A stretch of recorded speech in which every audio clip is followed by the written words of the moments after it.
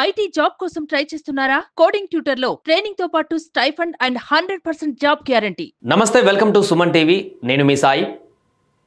ప్రపంచంలోనే అత్యంత అరుదైన ఆశ్చర్యకరమైనటువంటి ఘటన ఒకటి జరిగింది. మనం నిత్యం అక్కడక్కడ చూస్తాం. ఆంధ్రప్రదేశ్లో కూడా కొన్ని జిల్లాల్లో బంగారం వజ్రాలు దొరికేటువంటి పరిస్థితి కొంతకాలంలో ఉంటుంది. అక్కడ వజ్రాల కోసం అన్వేషణ చేస్తారని.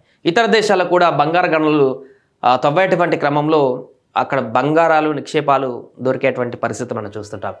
అలాంటి నేపథ్యంలోనే తాజాగా ఒక ప్రాంతంలో దొరికినటువంటి డైమండ్ వజ్రం ప్రపంచంలోనే అత్యంత ఖరీదైనటువంటి విలువైనటువంటి ఒక వజ్రం వారికి దొరికింది. దాంతో ఒక్కసారిగా ప్రపంచం కన్నంతా కూడా ఆ వజ్రం పైన పడింది. దానికి సంబంధించిన వార్త ఒకసారి చూద్దాం.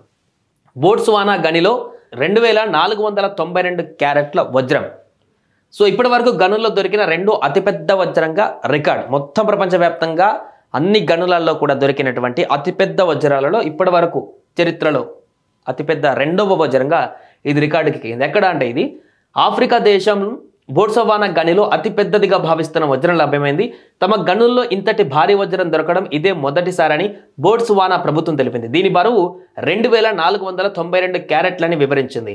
కెనడాకు చెందిన లుకారా డైమండ్ కార్పొరేషన్ ఆధ్వర్యంలో నడిచే కరోవే గనిలో ఈ అరుదైన ముడి వజ్రం లభించింది. ఎక్స్రే సాంకేతికను ఉపయోగించి అధిక నాణ్యతతో చెక్కు చెదరకుండా ఉన్న ఈ వజ్రాన్ని కనుగొన్నట్లు లుకారా తెలిపింది.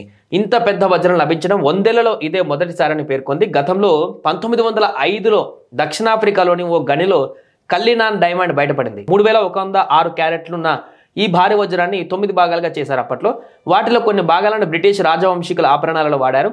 అంతకు పూర్వం 1800లలో బ్రెజిల్లో అతిపెద్ద బ్లాక్ డైమండ్ దొరికింది. అయితే ఇది భూ ఉపరితలంలోనే లభించింది. ఇది ఉల్కలలో భాగం కావచ్చని నమ్ముతున్నారు. బోట్స్వానా ప్రపంచంలోనే అతిపెద్ద వజ్రాల ఉత్పత్తిదారు. మొత్తం 20% వరకు కూడా బోట్స్వానా గనులదే.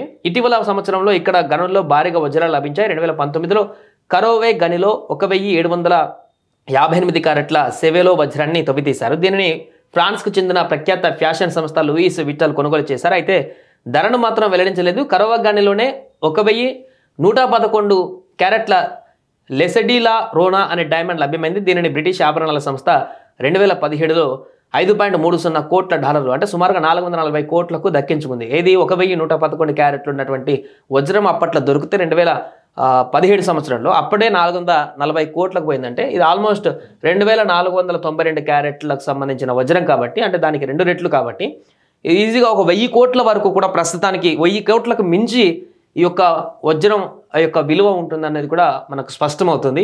ఏదేమైనా కూడా 2492 క్యారెట్లు ప్రపంచంలోనే రెండో అతిపెద్ద వజ్రం. అంతకుముందు 3106 క్యారెట్లతోటి భారీ వజ్రం 1905వ సంవత్సరంలో లభ్యమైంది దక్షిణాఫ్రికా గనిలోనే. ఇప్పుడు ఆఫ్రికాలోనే బోట్స్వానాలో రెండో అతిపెద్ద క్యారెట్ల వజ్రం లభించింది.